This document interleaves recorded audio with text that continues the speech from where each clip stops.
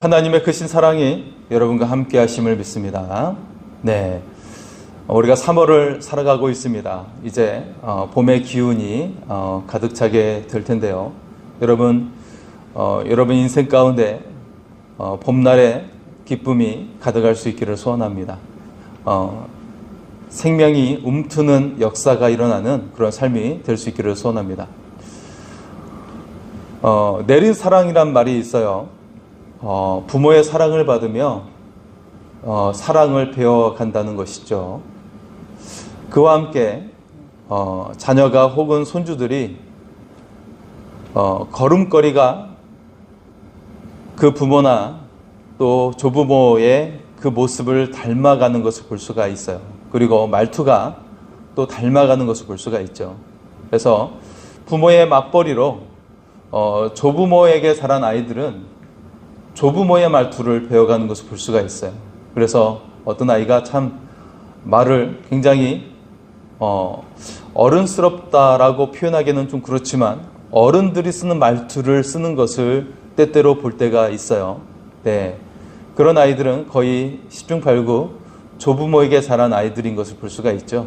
네, 그래서 때로는 할아버지 할머니 손에 자란 아이들이 오히려 잘 자란다라는 그런 이야기가 나오곤 합니다. 네, 사랑하는 성도 여러분, 우리는 큰 내린 사랑을 받은 줄 믿습니다. 바로 하나님의 크신 사랑을 받았어요. 하나님의 사랑으로 우리는 사랑이 넘치고 그리고 사랑을 흘러보내는 그런 사람이 될 줄 믿습니다. 오늘 본문에 사랑이 매우 결핍되었던 사람이 등장하고 있어요. 그러나 놀라운 섭리로 사랑의 결핍이 치유가 되었죠. 과연 누가 사랑이 결핍된 사람이었을까요? 놀랍게도 성경 속에 가장 위대한 사람으로 등장하고 있는 바로 다윗이었습니다. 예, 다윗이 왜 사랑이 결핍된 사람이었는가? 우리는 성경을 통해 잘 알 수가 있어요. 다윗은 8 형제 중에 막내로 태어났지요.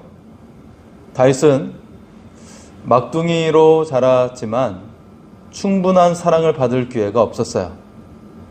아버지도 그렇고 형제들도 다윗을 관심에 두지 않았다라는 것을 성경을 통해 발견할 수가 있어요. 사무엘이 이새의 집에 기름 부음을 하기 위해 왔을 때, 이스라엘 두 번째 왕을 세우기 위해 오게 되었을 때 형들은 다 그 집안에 오게 되었지만 오직 한 사람 다윗만을 부르지 않았죠. 네, 그것을 봤을 때도 다윗을 그렇게 귀하게 여기지 않았던 모습을 볼 수가 있습니다. 자, 그래서 아버지와 형제들의 관심 밖에 있었던 다윗을 보면 다윗이 자라는 환경 속에서 상처를 받으며 자랐다는 것을 추측할 수가 있습니다. 자, 그런 상황 속에서 다윗이 블레셋의 장군 골리앗을 쓸어 넘어뜨렸어요. 아주 큰 일을 그가 이루게 되었죠. 이어 사울의 사위가 되었고, 그리고 백성들의 관심과 지지를 받았습니다. 하지만 그것도 잠시 사울왕의 본격적인 핍박이 시작이 되었죠. 네, 다윗이 점점 전쟁에 나가면서 승리를 연속하여 이루게 되니까 사울의 시기가 커지면서 사울이 다윗을 핍박하기 시작했던 것이죠. 자, 사울이 다윗을 죽이기 위해서 어떤 일까지 했나요? 자신의 딸의 집에 군대를 파견시켜 사위인 다윗을 암살하려고 했어요. 다행히 사울을 피해 사무엘이 있는 라마 나요스로 피신을 하게 되었죠. 과연 다윗이 사람을 믿을 수 있는 심리적인 상황이었겠습니까? 누군들 그가 믿을 수 있겠습니까? 가족도 그렇고, 그리고 장인어른이었던 사울 왕도 그렇고, 네, 그의 마음의 상태는 굉장히 무너져 있는 상태였습니다. 자, 이는 다윗을 찾아온 요나단과의 대화를 통해 충분히 느낄 수가 있죠. 1절의 말씀입니다. 다윗이 라마 나요에서 도망하여 요나단에게 이르되 내가 무엇을 하였으며 내 죄악이 무엇이며 내 아버지 앞에서 내 죄가 무엇이기에 그가 내 생명을 찾느냐. 여기서 다윗에게 궁금한 것이 있어요. 다윗이 궁금해했던 것이 있는데 왜 사울이 다윗을 증오하고 있는가라는 것이었죠. 나라와 왕을 위해 헌신을 하였어요. 그런데 왜 이리 그토록 사울이 충직한 신하를 죽이려고 하고 있는가? 이러한 마음으로 절친인 요나단에게 항의하며 말하고 있는 것이죠. 실상은 가장 귀한 친구에게 자신의 아픈 마음을 토로하고 있는 것이었어요. 다윗이 미움받는 원인이 무엇입니까? 표면적으로는 사울 왕에게 돌아가야 할 찬사와 칭찬이 다윗에게 집중되었기 때문이었죠. 하지만 정작 미움의 근원을 따진다면 하나님께서 다윗에게 기름을 부어주고 그리고 역사 가운데 등장을 시켰기 때문이었다라는 것입니다. 만일 다윗이 유대 목동 그리고 이새의 8째 아들로 살았다면 사울 왕에게 미움받을 이유가 전혀 없죠. 결국 다윗이 미움을 받는 이유는 하나님 때문인 것을 알 수가 있습니다. 하나님께서 다윗에게 고통을 허락하고 계셨다는 거예요. 왜 하나님께서 고통을 허락하셨을까요? 그 이유는 결국 하나님만을 신뢰하는 다윗으로 빚어가기 위함이었습니다. 그래서 다윗을 빚어가서 다윗을 위대한 지도자로 만들어가고 그리고 이스라엘의 가장 위대한 왕으로 세우시기 위해서였다라는 것이죠. 그 이유가 바로 다윗이 고난받는 이유였다라는 거예요. 여러분, 우리가 객관적으로 생각할 때도 고난이 왔을 때 오히려 기뻐할 수 있는 이유가 바로 여기에 있어요. 그릇을 더 큰 그릇으로 만들어 주시고 그리고 하나님께서 큰 그릇의 사람으로 사용하시기 위해서 우리에게 고난을 허락하신다는 것이죠. 요셉을 한번 생각해 보십시오. 요셉이 형들에게 미움을 사서 이집트의 노예로 팔리게 되었어요. 그럼에도 튀니대장 보디발의 집에서 충성스럽게 섬겼죠. 그런데 그 충성의 결과는 보디발의 아내의 모략에 빠져 더 극심한 고난으로 떨어지는 것이었죠. 요셉이 지하 감방에서 부당한 투옥 생활을 하게 된 것입니다. 만일 요셉이 하나님과 무관하였다면 이런 모진 일을 경험할 필요가 있었을까요? 이와 같이 그리스도인들에게 일어나는 모든 일은 하나님과 연결되어 있다는 거예요. 그리스도인들에게 일어나는 모든 상황은 하나님께 집중하도록 만들어 가게 합니다. 하나님만 의지할 수밖에 없도록 만들어 가기 위함이라는 것이죠. 그리스도인들은 평생 하나님만을 신뢰하는 훈련을 하게 된다는 것입니다. 이제 다윗을 향한 하나님의 본격적인 훈련이 시작됩니다. 다윗은 한 나라의 온 백성의 인기를 독차지했던 영웅이었고 그리고 그 시대의 아이돌이었어요. 우상과 같은 존재가 되었던 것이죠. 만약 그러한 인기가 계속되고 그에게 고난이 없었다면 어땠을까요? 다윗이 자칫 하나님을 망각하며 살았을 거예요. 하나님께 집중하는 다윗은 초월자이신 하나님을 통해 신비한 힘을 그리고 신비한 경험을 기대했을지도 모릅니다. 우리 역시 주님을 믿으며 어떤 신비로운 기적을 기대할 때가 많이 있죠. 그러나 기대한 만큼 실망감이 큰 것을 볼 수가 있어요. 사람들이 이처럼 신비로운 기적을 기대하는 심리를 이용해서 수많은 이단들이 그것을 이용하고 있는 걸 볼 수가 있어요. 만민중앙교회에서도 어떤 그 기도 집회를 통해서 어떤 빛이 연출되고 하는 것들이 그런 연출을 짜내어 사람들의 마음을 혹하게 만들었던 그런 일이 보도가 된 적이 있었죠. 어쨌든 그런 이단들 가운데 그런 신비로운 기적을 강조하면서 사람들의 마음을 사로잡고 있는 거 볼 수가 있습니다. 하지만 여러분, 다윗의 생애를 한번 보십시오. 다윗의 생애에서 기적 같은 일은 찾아보기 힘들어요. 기도한다고 골리앗이 거꾸러지지 않았어요. 도리어 다윗이 평소 연습했던 양을 지키기 위해 그가 연습했던 물맷돌에 의해서 골리앗이 쓰러진 것이죠. 자, 그리고 기도한다고 사울의 분노가 잠들지 않았어요. 사울의 분노는 더욱더 커져가고 있었던 것을 볼 수가 있죠. 또한 기도한다고 단번에 이스라엘 왕 위에 오르지 않았어요. 수많은 세월이, 고난의 세월이 그에게 놓여 있었을 뿐이었지요. 그의 인생은 하나님 안에서 급진적으로 진행되지 않았어요. 다만 점진적으로 하나님을 신뢰하는 법을 배워나가게 되었던 것이죠.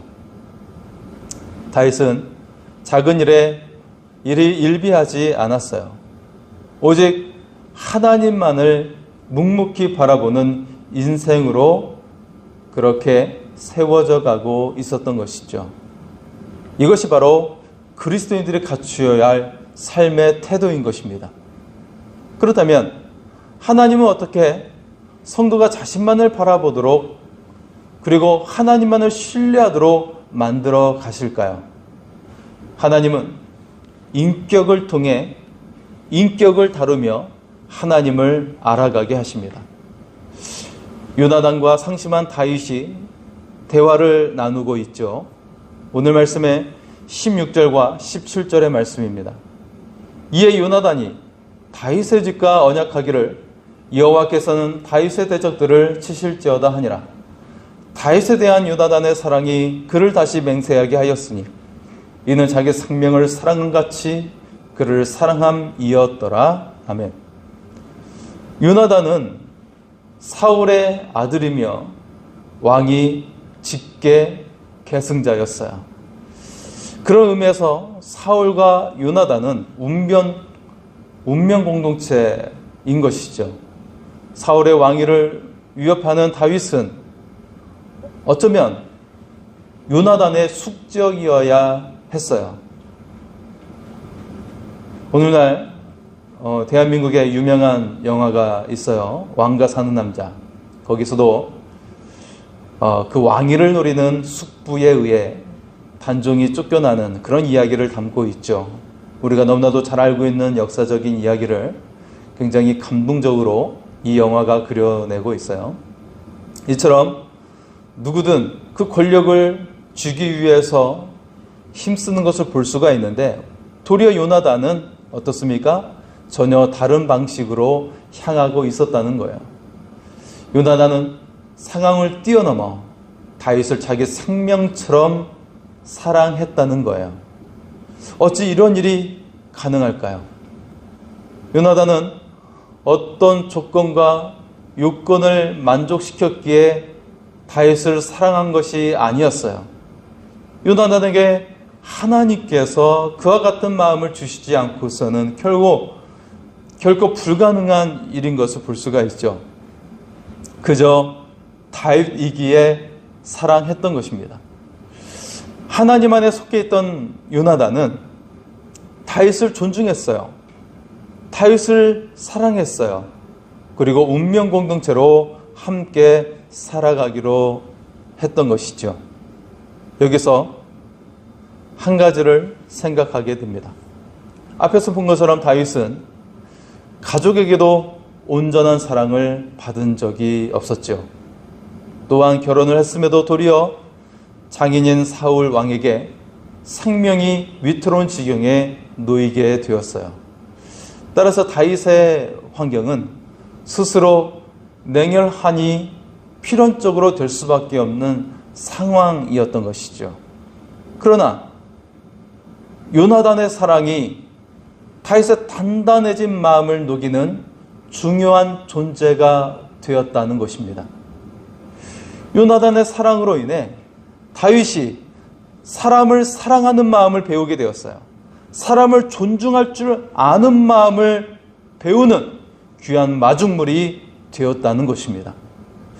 사랑하는 성도 여러분, 복음은 인격을 통해 전달되는 것이에요. 하나님의 인격적인 만남이라고 하는 것은 어떤 신비한 영적인 경험에 있는 것이 아닙니다. 사람 대 사람의 만남을 통해서 이루는 관계적이고 인격적인 이름을 우리는 기억해야 하는 것입니다. 요나단의 순수하고 무조건적인 사랑은 매우 분명한 예표를 보여주고 있어요. 바로 우리를 향하신 예수님의 사랑을 증거하고 있는 것입니다. 예수님의 사랑은 조건부가 아니었죠.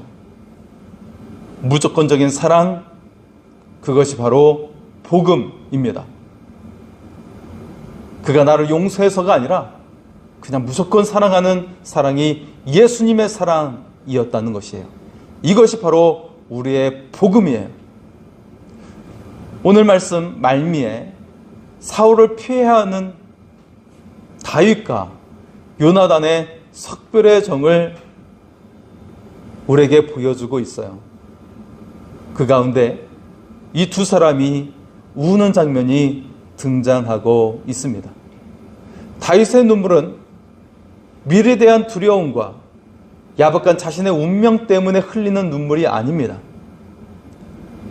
그의 눈물은 요나단의 사랑, 한 인격으로부터 나오는 하나님의 사랑 앞에 흘리는 눈물이었다는 것입니다. 다윗은 사람들의 인격으로부터 많은 상처를 받았어요. 그러나 이제 요나단의 인격을 통해 그 안에 치유가 일어나고 있었다는 것이죠. 이제 다윗은 더 많은 인격을 돌볼 큰 인격의 그릇으로 빚어지게 되었습니다. 그 시작은 요나단과의 만남, 요나단과의 우정과 사랑이었습니다. 사랑하는 성도 여러분, 요나단의 무조건적인 사랑을 통해 예수님의 복음을 보여주고 있습니다. 이처럼 주님의 복음은 우리에게 살아갈 힘을 주고 있어요. 우리의 삶에 힘을 주시고 소망을 주십니다. 오늘 하나님을 사랑하고 사람을 사랑하는 참된 복음의 삶이 되시기를 축원합니다. 하나님의 그 사랑으로 우리가 모든 것을 감당하고 또 모든 사람을 사랑할 수 있는 복음의 사람이 될 수 있기를 소원합니다. 우리 시간에 좋은 일이 있으리라. 우리 하나님과 예수님을 구주로 고백하며 나아갈 때 좋은 일이 있게 될 줄 믿습니다. 그 찬양으로 찬양하고 함께 기도하겠습니다. 좋은 일이 있으리라.